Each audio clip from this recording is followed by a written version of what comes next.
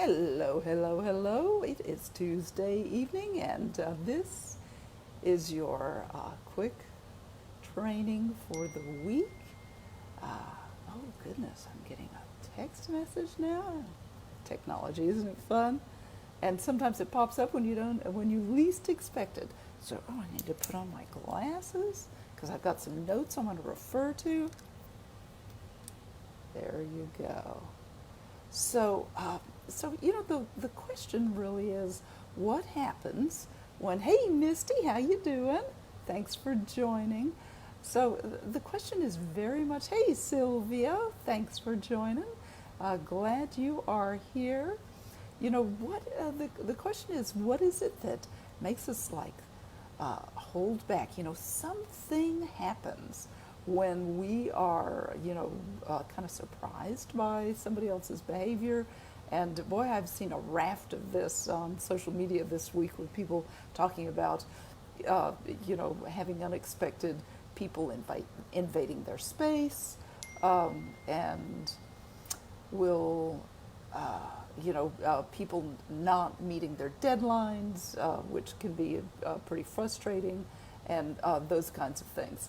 So what do you do? And yeah, I want to start tonight's mini training by giving you the counterpoint, which is our normative life. Most of the interactions that we have are with people who are friendly toward us. We are typically in rapport with them. We're friends with them. We get along. We joke back and forth, and the power imbalance is small. It's just little things back and forth, and then the respect is pretty much even, going in both directions.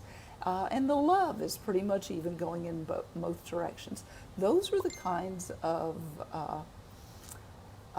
relationships that we just love to have, and those are most of the relationships that I hope you have. But those are not all of the relationships possible in the world, and certainly not all that you'll run into from time to time. From time to time, you will run into a relationship where the status imbalance, the power imbalance, the affection imbalance, the attention imbalance is significant. It is meaningful, and you don't want to be on the short end of that. And so, how, when somebody is behaving in a way that is not okay with you, maybe from a boundaries perspective, they're doing things that are not okay, they're in your space, whether it's your physical space, your auditory space, your visual space, your emotional space. Your emotions, for the situation seem to be, think of emotions on the number line of, happy at one end to not happy at the other, whatever it is. We know that there are four basic kinds of emotions, like glad, sad, mad, and scared. And so when we're not glad, or in a relationship, sometimes we can be fully in rapport with somebody else. In sadness, if somebody else is sad that we care about, we can just sit with them in that sadness and let them know that we've been there, and we know what that's like, just by sitting with them in sadness. And that really does help people process through a time of sadness, and that's just part of the human condition. It's a skill that is absolutely buildable and totally worth it. And we can always get better at these things. And then there's the times when people are, mad at one another because, and so you're gonna, pull back, or you're gonna deal with it appropriately, or you're gonna push forward and, make the other be overtly angry and make the other person out to be not so denigrate a person, a bad person in some way. So those are the situations where we're not in rapport, and when you're not in rapport, then you just need to. It's really helpful to have a way to gain rapport on a whole nother level. And so I'll give you a couple of examples. There's somebody that I noticed a post on social media this week who was at the gym, and this person, somebody else, came along and said, "Oh, you're not doing this right. This is how you need to do this." And they moved, the weights around and so that way. And when somebody presumes on you like that, the thing, A, that's not okay, and B, there is this opportunity to build a friendship out of rubble, because that is really kind of a broken situation where somebody is bound, just blasting through what you would think to be a normal boundary. They're often trying to be helpful. They think you need help. They're guessing that you want help, and so here's the principle: when two people come together, and they're not in rapport, they're not automatically in rapport for some reason, like the example, this gym example, then they will. Then one of them will be doing something that really can put the other person, back on their feet. And in this example, the person whose space was being invaded was kind of back on her heels. She didn't know what to do. She didn't want to be rude to this person, but she wasn't okay with it, and that can be a bit of a flummoxing or difficult situation. And so the thing to remember here is that in this situations like this, and they happen with some frequency. If you go a week without it happening, you are lucky. It's just part of life. It's a skill to build, and you can do it. So what I want you to do now is think about a time in the past, week, month, year, where somebody has, breached a boundary that you have. They've gotten in your space, either your physical space or the space in your yard, or the auditory space. They're too loud for what's going on, or your visual space. They're messing up the view, so to speak, and you're tempted to either get angry or just to shut up and put up with it. Those two reactions, to get angry at somebody and try to make them out as being bad, or getting back on your heels and retreating, those are the two most common responses, and they are both disempowering. And you don't have to disempower yourself. You've got other options. And so here are the two principles to keep in mind. And we've talked about these before, but it's worth revisiting, because it's so important and valuable. And that is to remember that that person in front of you is a living human heart that's doing their best here on planet Earth. If they could do something, and they're just coming from their own perspective, and if they could do something better in the moment, if they could think of a better way to be and interact with you in a moment, they would take that option. They're doing the best they can. I know it sounds kind of odd when somebody does something that's just like, what in the wide world of sports were they thinking? They were just coming from their perspective. You don't know what's gone on in their world earlier in the day or earlier in the week or anything like that. So you can't predict when people are going to show up in a way that's kind of goofy to you. And you, just as they are coming from your own perspective. So stepping forward and just taking control of the situation without that blame or shame will be your superpower. And so in the case of this person who was at the gym and doing her thing, and then somebody else comes along and says, "Oh, you're doing it wrong," and moves the weights around without even asking if that's okay. Just trying to be helpful in a situation where help had not been invited, and actually she was just fine for what she was doing, but. The thing to do there is just to take command of the situation with fun.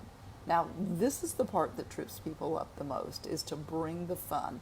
And the principle to remember from this that works really well so often is to use that improv method of yes and.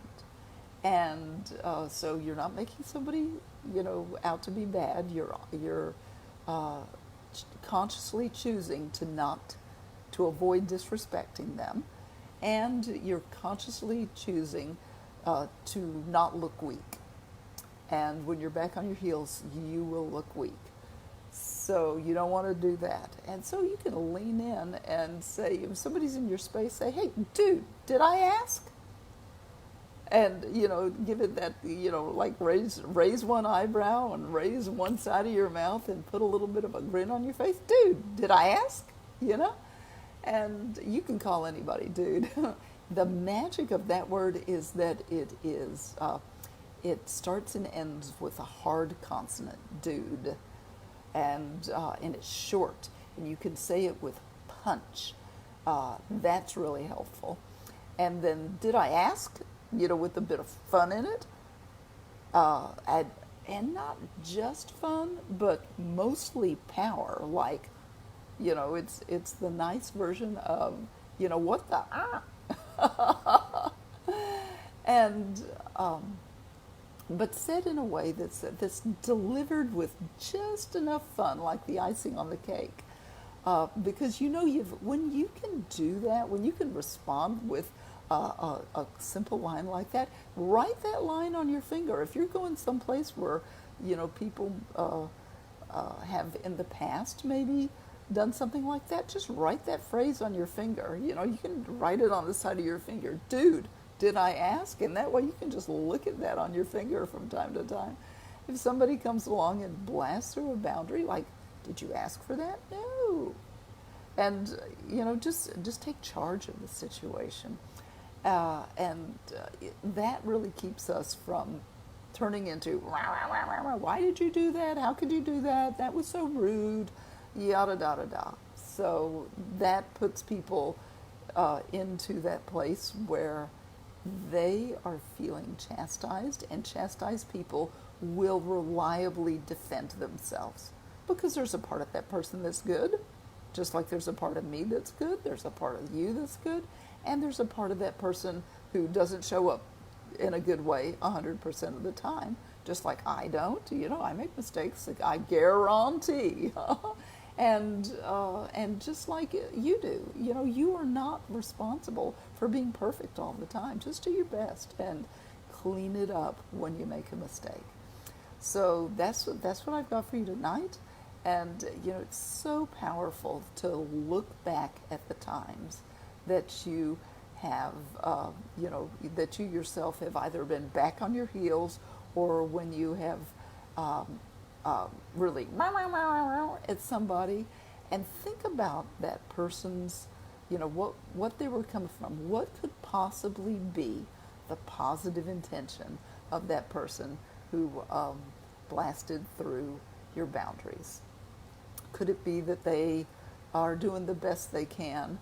Another post that I saw, and I'll leave you with this one, is somebody was up in arms because a neighbor had allowed their dog to walk right to their front flower beds, right in front of their living room window, and do its business both ways on their flowers. They did not like that at all. Well, I wouldn't like that either. And you would think that most people would know to like stay on the sidewalk, thank you. But somebody may not have enough boundaries with their dog, to know how to guide the dog to stay on the sidewalk and not be, if you've got a dog on a leash, either you're walking the dog or the dog is walking you. And you can imagine that if somebody is, their boundaries are so porous, so weak, that a dog can push them around, well, you can imagine, just how much fun their life is in general. So, you can use that same kind of thing. Dude, the sidewalk's over there. And that will let them know that that's where you want them to go. And that's a good thing to do too. So just put in the comments there, what I want you to do is to reflect on a time when you were either back on your heels or really got in somebody's face because you were mad at them for what they had done. And put those in the comments, and I can't wait to see what you've got there, because there are a zillion ways in which this can show up, and we've just talked about like 2 little ones. And there's a ton more, and happy to help you with those things, particularly the ones that come up, because you don't have to feel like a victim, and you don't have to feel like you yourself have been a jerk. You can just show up in your power with a smidge of fun, and next week we'll talk about why that fun part is so very powerful. So until then, we'll see you next time.